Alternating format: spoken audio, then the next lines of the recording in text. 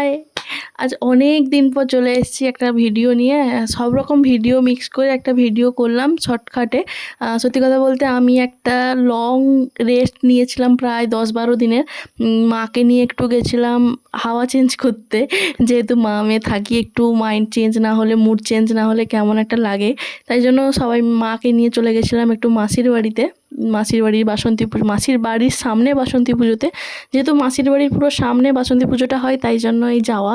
প্রায় প্রত্যেক বছরই যাওয়ার চেষ্টা করি, সেখানে গিয়ে কম বেশি আনন্দ করি, তারপরে সবার সঙ্গে দেখাও হয়, রান্না বান্না খাওয়া দাওয়া তো আছেই।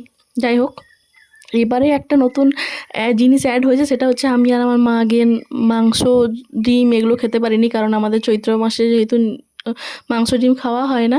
যাই হোক, মাংস ডিম না হয়েছে তো কী হয়েছে, মাছ তো হয়েছে, ভালো মন্দ যথেষ্টই হয়েছে। মন ভরে অনুষ্ঠানও দেখেছি, বৃষ্টিও উপভোগ করেছি। তো আজকের ভিডিওটা এইটুকুনি, টাটা।